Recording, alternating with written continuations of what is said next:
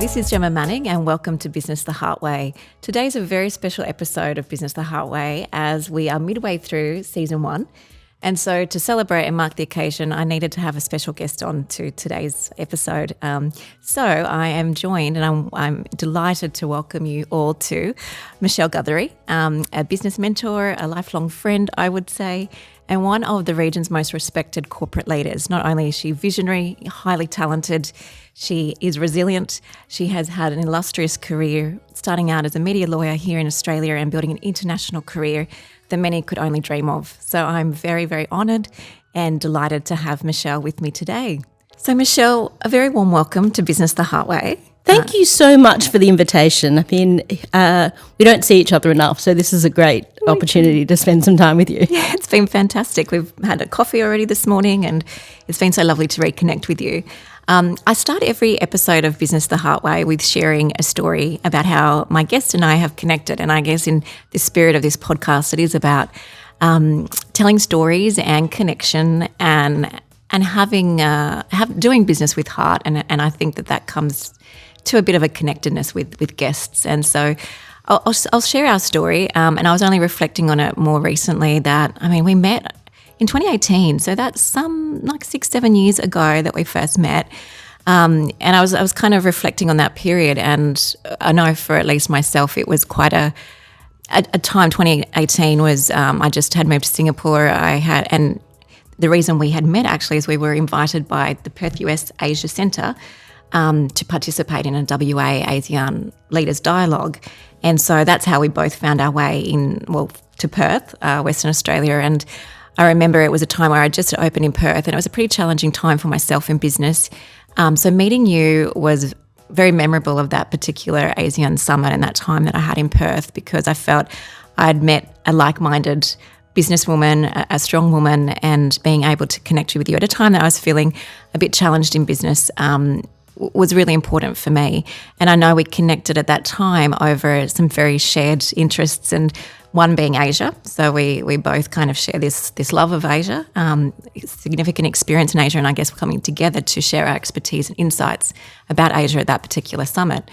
And then later we connected on being mothers, having 2 daughters. Our girls are roughly, not the same ages, but same difference in terms of their age difference.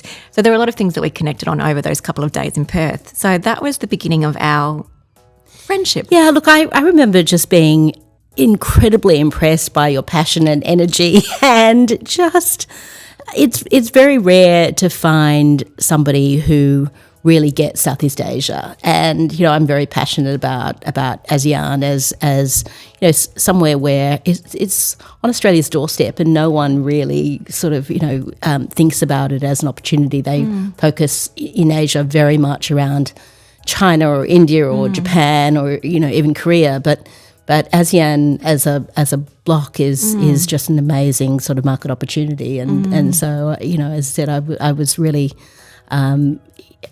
interested to connect with you around your experience there. Yeah, and I think it was, and I remember it being a great, insightful dialogue. What I remember about the event and the dialogue was that, again, all the leaders that were participating, a common theme was that we need to do more in terms of promoting the Australian and Southeast Asia relationship, and not enough businesses are exploring the region. And there was a lot of robust dialogue about what more can we do to really kind of encourage Australian businesses and companies to really explore the region. And I will come back to that because I'm keen to hear your thoughts on where we are all these years later.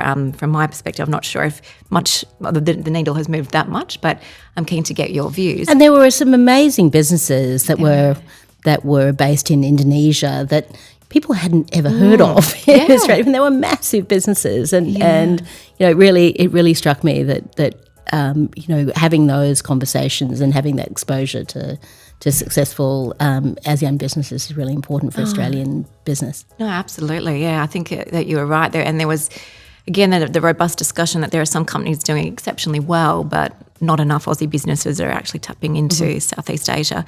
But you were there because of your, like I said in my opening, you've had this amazing international career, and a lot of those years were spent in Asia, Hong Kong, as I was speaking about before, Singapore.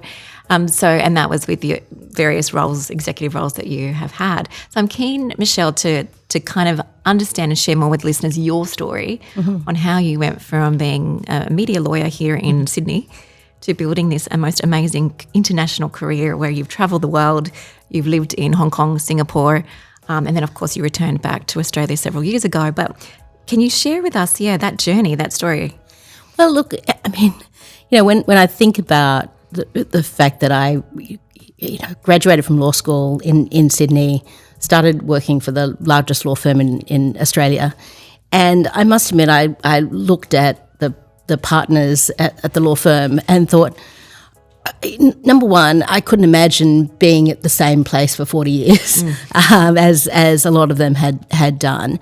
And also, I really felt that I wanted to get some, international experience. And so I, put up my hand for any international posting. And I remember, the response was, well, our next one is in Singapore. I said, that'll be fine. And so it wasn't, but, I'm a big believer in serendipity. It's not... Same.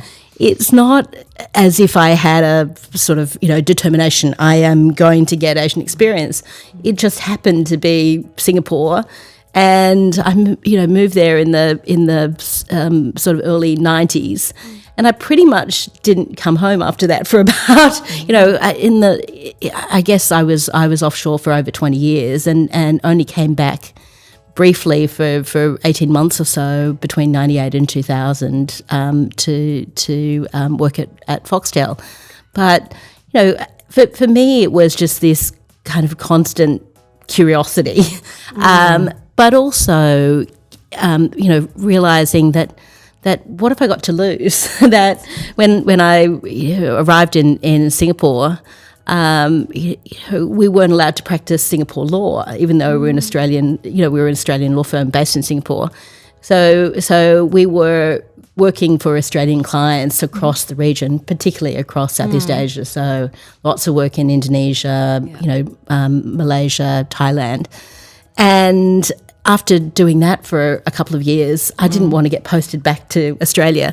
I wanted to continue the journey, and I got an opportunity to work in-house at News Corp and moved to London. Right. And so I said yes. I'm a big believer in say yes and then figure it out later. Yeah. And, I was asked to join a pay TV operation, and I said, I didn't know what pay TV was. I mean, pay TV hadn't started in Australia at all and wasn't in Singapore. And, I was used to 4 channels. And so the idea of actually going to learn about something, I thought, yeah, why not? And so I arrived in London. I learned pay TV, and I learned how to be a lawyer working for a company rather than for a law firm. Right. And I really loved it. And News Corp is the kind of place where you just keep getting thrown things and you either sink or swim. I remember once being told that, Ukrainian state television is being privatized. Can you go and check it out? So I went to Kiev again in the mid-90s and checked out Ukrainian state television. And so I did that. I had a legal role, but basically I was doing the deals at the same time. And so it was a kind of natural evolution that I was doing sort of, legal work, but also doing essentially business development and the deals themselves. And so then that meant that I had kind of both skills. And when I came back to Foxtel, I thought that was my retirement job in 1998. And, I had a 2-year-old at that point. And, after 18 months there, I got asked again by somebody that I'd previously sort of worked with at News Corp whether I wanted to move to Hong Kong because I spoke Chinese. And I said, sure. And so I agreed to move to Hong Kong in 2000 with a 4-year-old in tow. And I pretty much didn't leave Asia until 2016. So it was really sort of stint, 16 years at Asia, both at Star TV, and eventually becoming the CEO at Star TV. Then joining private equity, and then joining Google, and and in all of those roles, I covered the region. So I was never Hong Kong or Singapore was the base, but I was spending a lot of time in Japan, in China, in India, and right through Southeast Asia. And that's a pretty unusual opportunity to spend 12 years really covering the region and really understanding how business is done across the region. No, it's fascinating. And I know, again, over the years we've spoken different elements about your journey, and I think we were just talking before about different organisational cultures, and we were talking about, I guess, with your time at News Corp, that entrepreneurial culture and the opportunities, and as you're just describing that kind of, I guess the opportunities are there. Are you going to go for it? And those that do, then I guess there's a world ongoing opportunities that can kind of come from that. Was that your experience? My time at News Corp was completely unique in the sense that I worked based in London and covering Europe, including actually then being posted out to help set up Foxtel and negotiate that deal originally with Telstra. Right. Then actually spending some time back in Australia at Foxtel and having an operational role, and then moving to Hong Kong for Star. So it was kind of 3 countries, probably 5 different roles in that 13-year stretch. Yeah. And so you were constantly trying to kind of figure stuff out. And, what I loved about the environment was it was a very kind of, entrepreneurial, sink or swim kind of culture. And, I managed to paddle my way and mostly swam. Yeah. And do you, it's funny because Richard Branson's one of my business heroes, and he refers to himself, I think, sometimes as the yes man, because he, as you're describing again, that kind of, he talks about being able to say yes and take opportunities and then kind of figure it out. So you've had that, no doubt, that mentality through your career, and it's there's been a lot of transition, different sectors, different countries, going where the opportunities are. And in all of that, you've also had 2 daughters and have juggled pretty demanding career, I can imagine, as well as having 2 daughters and raising your girls. Can you tell me the story, or kind of that time you mentioned moving to Hong Kong with your first daughter in tow? She was just young. Then you took on the CEO job of Star, which I can imagine again kind of was a pretty demanding role. Then you had a second daughter in all of that. Yeah, my eldest daughter was born in London. My youngest daughter was born in Hong Kong. And when I took on the CEO role in 2003, they were 7 and 1. And the great thing about operating in Asia is it takes a village. Yeah. So, we had a lot of help, and it, and my husband, quit work and was full-time carer, and having that support structure is super important. I mean, there's no way that I could have operated without having that level of support. And I must admit, before I moved to Hong Kong, I really relied on my parents to kind of fill the gap there. And, it was hellish. I would be the first person at daycare to, shove my daughter in the door at daycare, age 2, as I then, tried to make the 8:15 morning meeting and making sure that someone was there to pick her up from daycare, and that was normally my parents that did that, and I would then try and finish as early as I could. But it was actually much more stressful operating in that environment than operating in Hong Kong, where I had, where we had kind of amazing sort of, help at home. I want to come back to female leadership and motherhood in a little bit, but talking about, again, your journey, your story with you being in Asia and the lead up to that, and then, of course, all the amazing experiences you had. We talked a little bit about the adaptability piece, because you're across different countries, you're having to figure out different governance frameworks, different cultures, how to manage people in different countries. There's so much that goes into running a company across Asia, and you did that for Star and Google. So then you came back to Australia. How was that transition? Because you've had a lot of transitions of sectors and countries, and then coming back to Australia. What was that like for you? Look, I mean,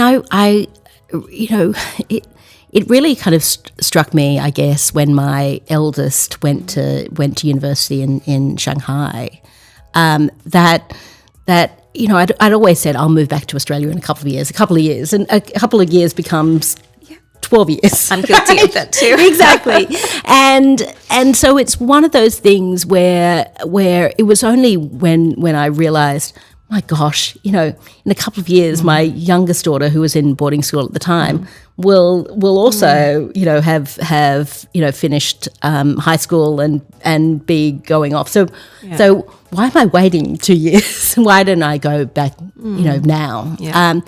And so there was this kind of, realisation that coming back to Australia was really important. It was also spending time with my parents, spending time with my extended family, and so when the opportunity for the ABC role came up, it was a perfect path to come back to Australia. But also, it was my sense of it was such an important, it is such an important institution. It was so important to me to make sure that the ABC was as important, for my daughters and my daughters' daughters as it was for me growing up. And I thought it was a unique opportunity to come back. And that's what I did in 2016. In some ways, it was, I didn't have a chance to figure out what that really sort of looked like, because I was very much kind of in the deep end immediately. So it wasn't that I came back and tried to figure stuff out. Yeah. I came back and I started work immediately.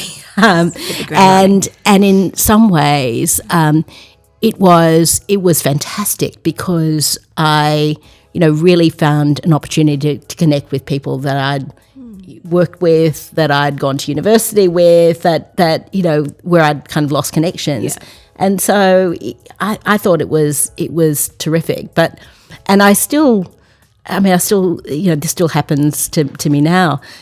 I'd go to an event at the Opera House, and I'd walk around like a tourist saying, oh my gosh, this is extraordinary.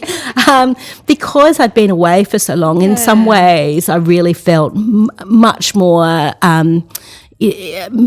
much more wanting to sort of have every experience that I could in Australia. And again, the role allowed me to spend a lot of time in the regions, spend a lot of time outside of Sydney, going to every one of our capital city offices, and then a number of the regional offices. And it was an amazing opportunity, going to Port Augusta and Kalgoorlie. Come back to Kalgoorlie. Yes. I've got a story about Kalgoorlie. So I had a similar experience. Actually, I was thinking about, I think when you came back to Australia, I was just going to Singapore.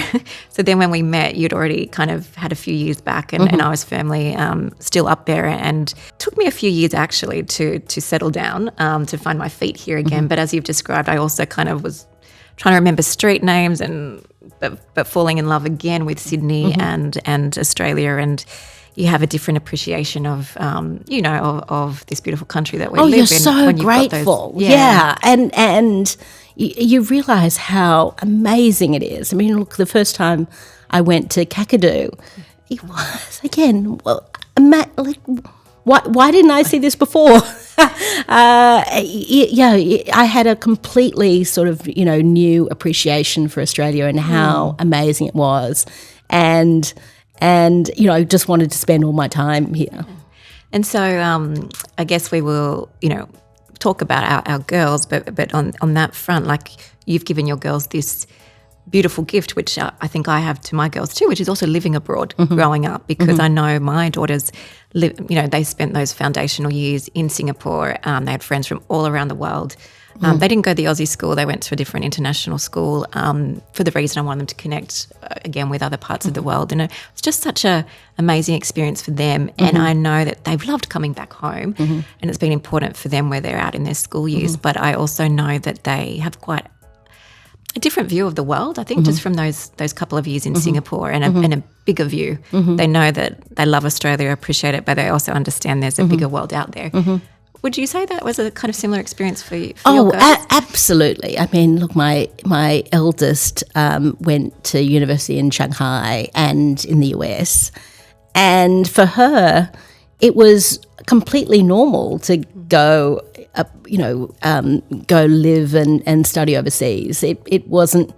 I mean, when I grew up, I was tossing up between Sydney Uni and Uni of New South Wales. I mean, I wasn't even thinking about going interstate, let alone anything else. And so the idea that they saw the world as their opportunity was quite extraordinary to me, and they sorted out themselves. They applied, they did kind of all the applications and exams and everything, and they've sorted that out. And that's extraordinary. I mean, my youngest went to university in the middle of COVID outside of New York. Again, completely off their own bat. And so I kind of look at that and think, that's an amazing sort of, capability that they have that I didn't feel that I had at all at their age. I see them, travel around the world, and they're completely at home in Tokyo or London or New York, and they're not fazed by anything. I mean, that's pretty special. It is. You must be very proud. Well, I'm absolutely proud, but I'm in awe. I just kind of look and think, what? Did they, obviously their experiences that you gave them have shaped them to a point of probably that, Yeah, look, again, I think it is that sense of, realising that kids are more resilient than you expect. I mean, the idea of bringing a 4-year-old into Hong Kong, I must admit, I thought, am I insane? But I just said yes to the opportunity and then figured out, well, we'll figure that out later. And just, both of them speak fantastic Mandarin. They can operate kind of cross cultures. It's quite something. It is. I think so, and I know. But my girls have kind of got that, and I feel that in Australia, particularly the next generation of leaders will probably, I think, having an education around Southeast Asia, given the opportunities that represents for Australian businesses. I mean, just talking on that, the 2040 Southeast Asia strategy came out last year by Nicholas Moore. And what's so fascinating is they talk about a $3 trillion opportunity at the doorfoot, at the footstep of Australia with Southeast Asia. Yet out of, I think I did this analysis, out of 250,000 companies registered in Australia, only 0.5% are actually trading into Asia. So that's a very low statistic. And then you think of the $3 trillion opportunity, and that our future really in business and trade is, again, Southeast Asia. So I think that education piece of that next generation is critical. And your daughters have got, and I think my daughters just from exposure is key, and they're very fortunate to have had a bit of that exposure. So I think there's a bit of work, though, for us to do here in business and with the universities and other kind of education providers around educating around Southeast Asia a bit earlier on. Yeah, look, I mean, people travel to Southeast Asia but don't really see it as a place to do business. And I think that has to change. I look at these great Australian companies and think that, again, the growth opportunities, whether it's around population, the middle class, the ability to really sort of connect in a more kind of fundamental way. It's frankly, I think, has much more opportunity than doing business out of Australia into the US or into Europe. So it does require a different mindset. It does require a different skill set, and you can't just fly in, fly out. It is about immersion. Totally. You know that. Yeah. That. Can you imagine trying to establish your business without actually, living there and really sort of understanding the region? Yeah, I don't know. I had a conversation with somebody the other day who's eyeing off, Southeast Asia, and when I think it's been 10-year journey for myself living there, all the commitment, hard yards, but I really couldn't have built the business where it is today without that.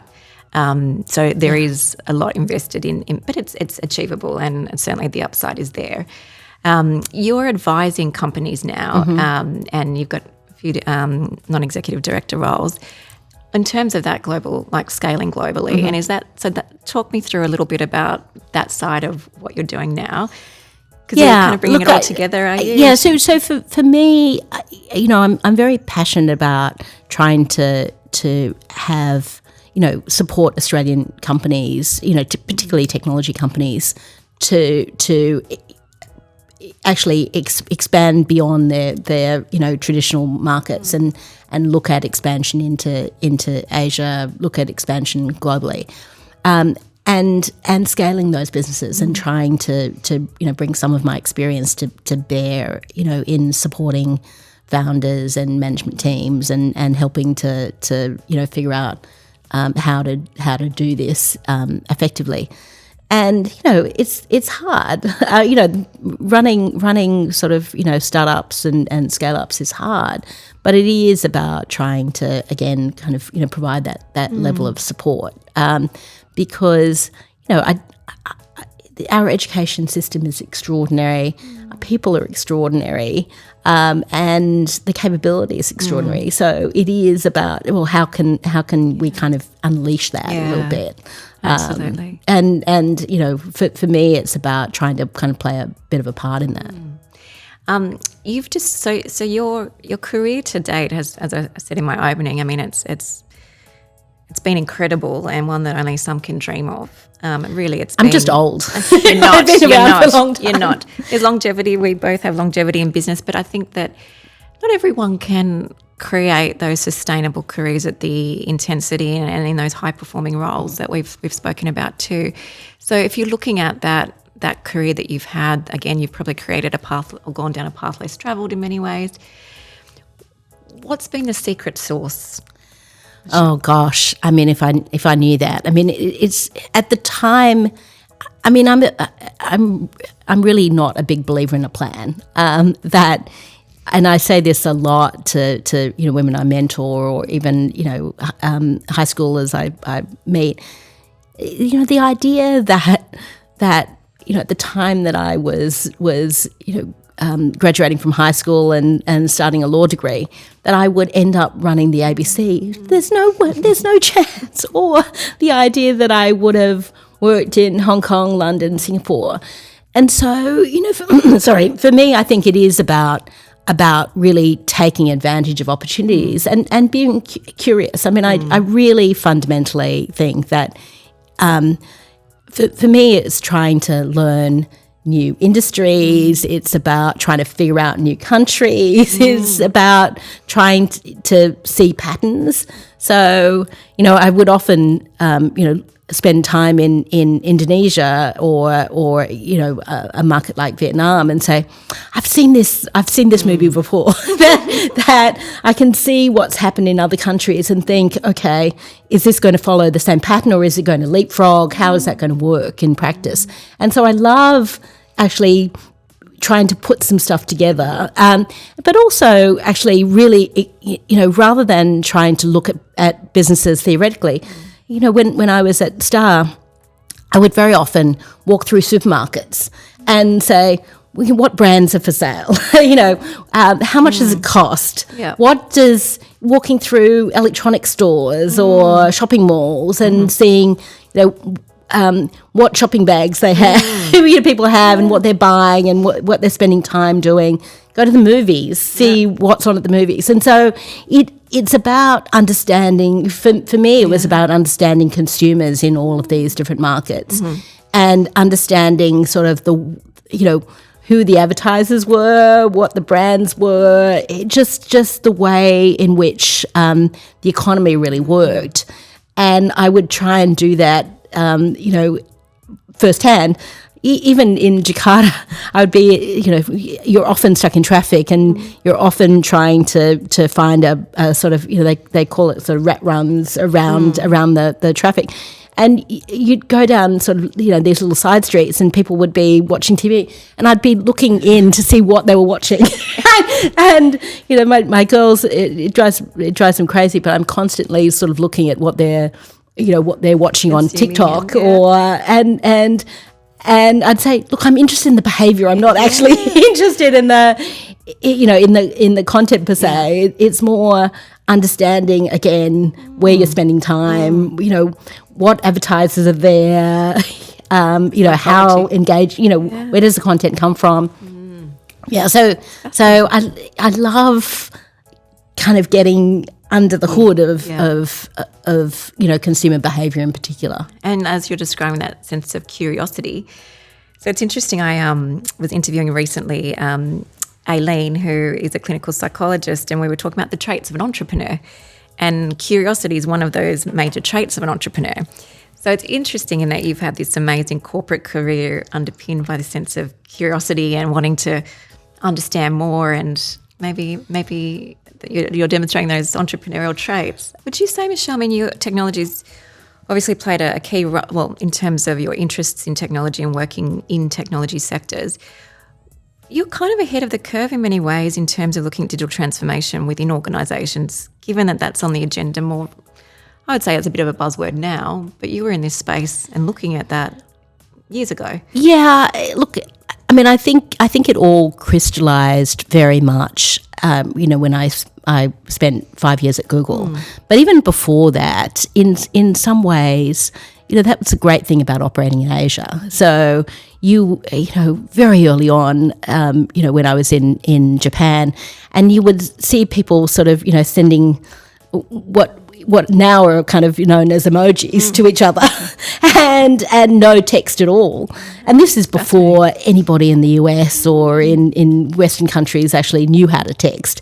And again, it was kind of fascinating behaviour to me that you could just send kind of 5 emojis and everyone knew what you were talking about. And again, seeing that kind of wave then come through into more kind of developed markets or English speaking markets. Yeah. In some ways, a lot of developing countries are way ahead around that. They didn't really have fixed lines in Indonesia because the idea, by that time you had mobile. So why do you need fixed lines? You went straight to mobile. And so you saw that level of innovation way before other countries really did. It was the same in China. Actually seeing some of the Chinese internet businesses that were, these all-encompassing apps that did banking and transport and food delivery way before anybody was really across that in more kind of traditional markets. And so again, it was that level of curiosity, and you'd see behaviours and think, what's happening here? How are people paying with a mobile phone? How are they? How is this working? And so for me, it was, well, what does that mean for media? What does that mean for other industries? How does that play out? And then my time at Google, my first role there was really managing the top 150 partners across Asia. And so you really got to spend a lot of time with broadcasters and telcos and large e-commerce providers, gaming companies, and you really saw the way in which they transform their businesses, using digital. Yeah, it's so interesting. Like I was in Singapore during COVID, so moved back after that. But I found even just during that time, like the level of sophistication around e-commerce, let's say, and home delivery, and the way businesses mobilise so quickly to respond to the pandemic and then the change in market conditions. I found that extraordinary, because I think when I moved back, we were still a little bit behind here in Australia at that time as to what I was seeing across Southeast Asia. So it's interesting in that I think sometimes we think that these developing markets are probably behind the times, but in many ways, as you've described and I've seen, they're innovating a lot faster. Absolutely. And again, watching that happen and having that done, India is a great example of that, where when I was at Star, we launched a pay TV service, a satellite pay TV service, kind of similar to Sky B or Foxtel, but it was done with prepaid cards. So again, where you have very little credit card penetration, then how are you actually going to collect money? Well, you had prepaid cards for mobile, and why couldn't you do prepaid cards for pay TV? And so again, having that model where you're SMSing a code that allows you then to have $10 credit and doing that at scale over millions and millions of customers, that was the first of its kind. But again, it was kind of forced by the circumstance of, how else can you do it? There's no chance that you can actually go collect cash in a cost-effective way. And if you don't have the credit card penetration, which wasn't there at the time, then you're forced to innovate. Yeah, those stories are quite interesting to kind of see how, those market conditions can often force that innovation, and that's been there for years and years in some of these areas. And because you're dealing with $3 or $5 at a time, that's the only way it works. So with what you're doing now, with your advisory work and kind of helping scale, are you focused on Asia? Are you focused on any particular sectors? Is it more? Well, look, I'm still on the board of a telco in Singapore, StarHub, and I've been on that board for about 5 or 6 years, and that's a fantastic way to stay connected to Asia, and I love spending time in Singapore, but at the same time I think most of my other roles are Australia based, but one like Catapult, where I'm on the board. I've been on the board of Catapult for about 5 years as well. That's a global business, and it's the great majority of revenue comes from outside of Australia, even though it's Australian technology, and the management team is now based in largely based in the US and in London. And it's fantastic to be able to see, and actually support that global growth of an Australian-born technology that came out of the 2000 Olympics, right? It's quite something. And so trying to do a bit more of that, to say, well, how can I help Australian, particularly technology companies, scale into large businesses is a fantastic way to spend time. Yeah. Well, your eyes light up, so I can tell you're passionate about this area. Talking about your passion areas, women. Yeah, we're going to get to women. Yes. So with technologies, global growth, Asia, etc. But in your career, how would you describe doing business with heart, in the spirit of the podcast name? You've experienced a lot. What does that mean to you?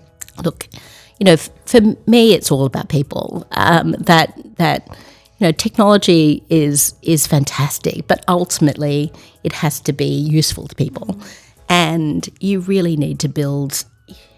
Whether you're CEO or whether you're a member of the management team or on boards, it is all about building teams that can actually execute on the businesses that the opportunities ahead. And so the passion I have is really about unleashing that talent, and some of it is also really encouraging people, and particularly women, to take opportunities that are presented to them and then figure it out later. I think, one of the things that I, truly believe is you don't know what you're capable of until you actually try. Yeah. And what's the worst that can happen? You fail. Okay, then you try again. Yeah.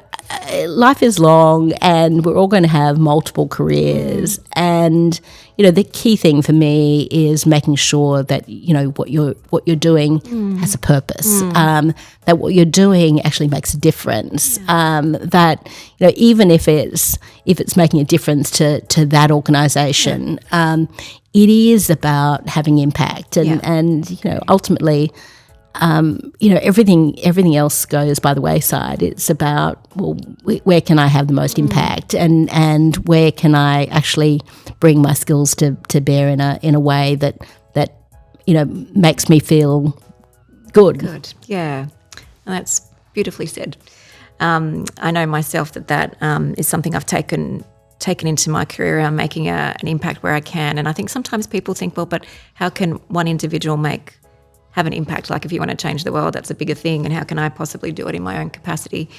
But I know in terms of where I've arrived at with that thinking is, so as an example, I started Money & Co because I hit the glass ceiling in corporate land and became a mother and was told I was incapable of doing a corporate career because I became a mother.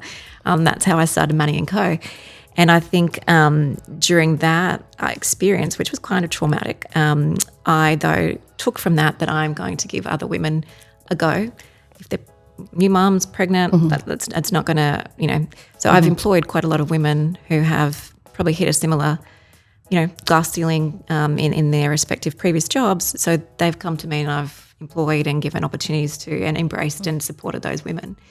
So for me, I think that my own personal experience have shaped a little bit of, okay, if I can, it's just in my day-to-day, but that's a little bit of an impact that I'm having. So I think that concept of we can all make change, it doesn't have to be huge, but it can just be.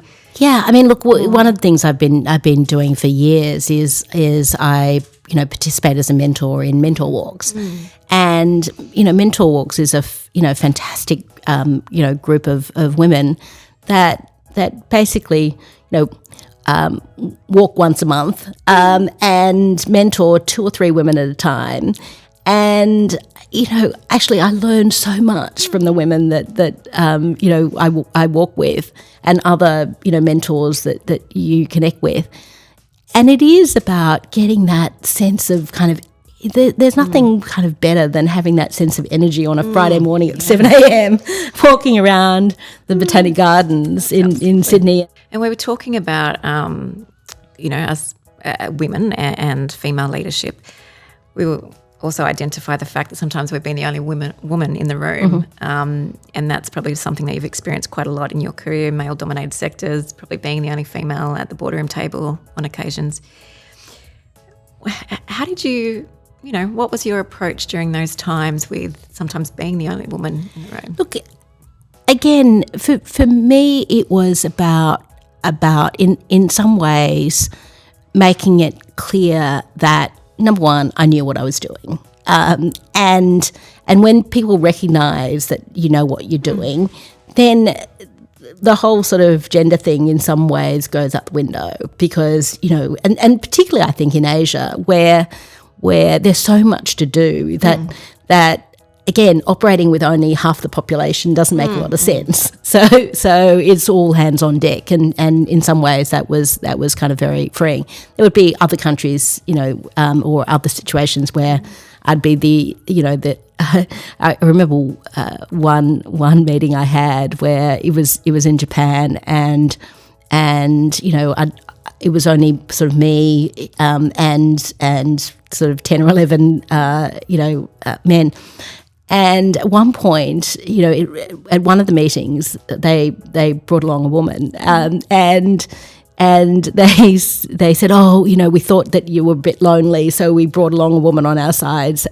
And I made the comment that, look, if actually there's a woman in the room that, from your side, I assume that she's way better than anybody else.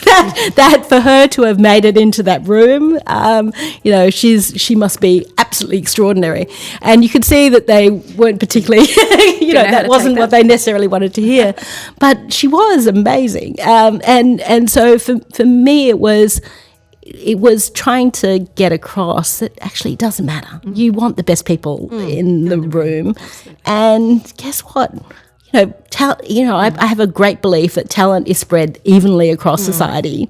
So, in any circumstance, you would think that half of the women, half of the people in the room should be women. Yeah. And if it's not, then you're not harnessing your talent in your organisation well enough. You were telling me a story about your eldest daughter, who is now a business journalist, and she was, relaying to you some of her experiences. Yeah, so I don't think she'll mind me sharing this, but she once called me after she'd been to a conference, and she said, "I don't know how you did this all this time." And I said, "What?" And she said, "Going to conferences where you're the only woman, or kind of there's very few women." And I said, "That's still happening?" She went, "Oh, yes." And I guess the thing for me was, it's hard to believe that 35, 40 years later, that's still the case. And it's not okay. When you look at Australia, where more than half of the university graduates are now women, and you still have barely 10% of companies CEOs being women, and about the same in terms of company chairs. It's not okay, and based on the current rate of change, it's going to take a century for us to get to equality in terms of leadership of organisations, and again, that's not okay. And so, look, I think there are a number of factors at play, but some of those are, frankly, I think within our own control to figure out. Well, why wouldn't I go for the top job, or how do we get experience in line management, because that's really a kind of great path to be CEO. Yeah. And then there's other times where I think organisations need to fundamentally change, and the way in which we look at potential has to change. The way that we look at experience has to change. And so it's something that has to change. And again, the idea that half of your population is not kind of fully utilised is you can't have an economy that operates like that. It's a worry, and I think, like I said, I started Money & Co 16 years ago because I became a mother in a corporate role and was automatically deemed that I couldn't do the role because I was a young woman having a baby and being a new mother. So I thought at that time that was like just unfathomable. Like I really had gone to an all-girls school, told you could do anything, you have a university education. I spoke Japanese, bilingual. And to hit that was a brutal reality check in many ways, that things hadn't really changed. And that was, my eldest daughter is 17, so that was all those years ago. But I guess what I'm surprised about is, like you're saying too, in my own experience, things haven't changed because I'm still having women approach me about these similar concerns about, the safety of their jobs because they're becoming mothers in corporate land. So, it's this thing of, well, something's got to change, but it's not kind of changing as quickly as we would hope or we would think. So I don't know what the answer is, but I think we both have the same view that things have got to change. But look, I'm an absolute believer in merit, no question about that. But at the same time, the thing that concerns me is that women leaders are not judged by the same standards. So whether you have to be nice or or, if you're regarded as ambitious, that is a negative, or whether that is, if you're direct, that's a negative, or you're not judged by outcomes but by style or some other factors. That's what concerns me. It's those, it's, I think no one wants to be treated kind of specially, but you also don't want to have different standards apply. And that's what worries me. And that's, I think, what causes some women coming through organisations to say, well, if that happened to her, why would I want that job? And that's what concerns me. And until we really have, women who can be, flawed, that they don't have to be absolutely perfect, and again, the expectation, I would love to have as many sort of, competent sort of, women in roles as men, but generally I feel that the women have to be so special that again, it's not a level playing field around that level of expectation and so level playing field at all. Not yet. We haven't achieved that. You're right. It's like you're damned if you do, damned if you don't. Because I found that I'm quite a nurturing, warm person, and that's my personality. And I've learned over the years in business that sometimes if you like that, you're judged different ways. So at times I've thought, okay, do I have to kind of come out with all guns blazing and be a little bit more direct, or do I have to change my style then? And then when I've done that, it's not me, and then it's not being my authentic true self in business. And so over the years, I've just learned I need to be myself and take it as people can just take me as they come. But I've had a lot of people also kind of judge to think, particularly when I went into Asia, or what's this petite young thing from Australia? How is she going to do all of this? Like, is she made of the right stuff? So there was a lot of judgment, a lot of, I think, unnecessary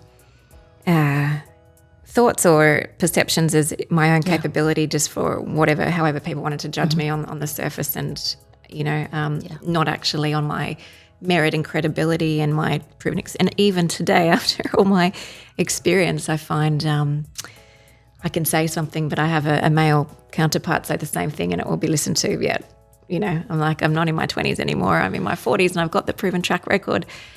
Listen to me. So I still, those things come up still, but I think in all of this, I come to the point of being my authentic self. So I very much kind of use the example of the ABC to say, I was the first female managing director of the ABC in the almost 80 years of its existence at that point in time.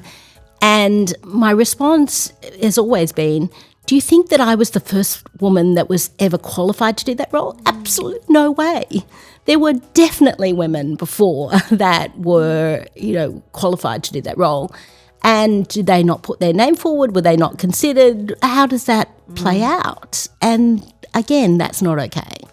Yeah. So for me, it is about really having that proper level playing field where opportunities are equally, available, but also, the measure of success is also equally kind of there. So you're a trailblazer though, Michelle, and thank God that we have you to look up to. I'm just stubborn. It's not a bad thing. No, but for other business women, thank God there have been women such as yourselves who have, you've gone down a less travelled path, and you have made a change and a difference for the next generation. I think you need to, I want to acknowledge that, again, thank God for you. So when I met you, that's very sweet. But we and I'm not done yet. Of course you're not, but the impact that you have on inspiring the next generation of women needs to be acknowledged and needs to be said, because that's definitely something that, of course, I hope that I can do that through what I'm doing, but I know for people such as myself, having somebody like you who've gone before me, who I can look up to, all that's incredibly important for us to make some form of change. No, look, I really appreciate that. I think that the message, though, is that anyone can do it, really. And there's no, when I meet people who say, you must be so extraordinary, I said, no, we're all capable of doing this. It's just a question about whether when we're knocked down we get back up again, whether we're persistent, whether we're adaptable, whether we're curious. And it's all of the, how do we relate to people? How do we make sure that we support each other? Yeah. Having people, I think, to look up to, or people that you can go, I can relate, and then that kind of gives me a bit of that motivation, or I can do it, because you're absolutely right, we all can. Knowing though there are others that you can relate to is so important as you go. And what would final advice be to, say, people who want to dare to dream big but maybe are frightened to take that next step, and whether that's taking the next promotion, moving country for something, moving sector? I don't know. I mean, look, I'm a big believer in sort of, just try some stuff. What's the worst can happen? It doesn't work, then you try something else. Again, life is long. We'll have many careers. We'll have many opportunities, and so it's that sense of kind of figuring out what gets you enthusiastic. So certainly asking questions, I think, is one of the themes from today's talk. Got to be curious, ask questions, not be afraid to have an inquisitive mind. Yeah, I mean, I'm constantly sort of trying to figure stuff out. You're a problem solver as well. I always and I watch behaviour a lot. Yeah. Particularly with with kids, or and I want to know what people are spending their time doing, and why that works for them. You'd be a great marketer, I have to say, Michelle. You've got those qualities. I was going to ask one more thing. I'm just about resilience, because I think, again, that's something we share is resilience, again, longevity in our own respective careers. Any comments there about how people can kind of dig into that to carry through? Yeah, look, again, for me, it's trying to figure out what's important. And so, look, my girls are incredibly important to me. And so everything else kind of doesn't matter in a and you're the same, right? I mean, when it really comes down to it, what really matters is family to me, and friends, and all this other stuff is just fun. I mean, I'm not a doctor. I'm generally in the technology or entertainment business, or understanding people's sort of wants and needs. And that's fascinating to me. And so it is about kind of trying to find out what gives you that spark, That's right, what ignites your fire. So, Michelle, wrapping up in terms of business the hard way and talking about connectedness and that human interaction and those human relationships we share, I just want to say it's been such a pleasure. I'm glad our paths crossed. You came into my life at a very important time, and you've inspired me, although you might not think so. So thank you so much. Thank you for having done business in Asia, for paving the way. I really appreciate that, and you're awesome. Like, seriously, we need to spend more time together. We do. That glass of wine at a wine bar is next. That's great. Thank you for today. Thanks so much.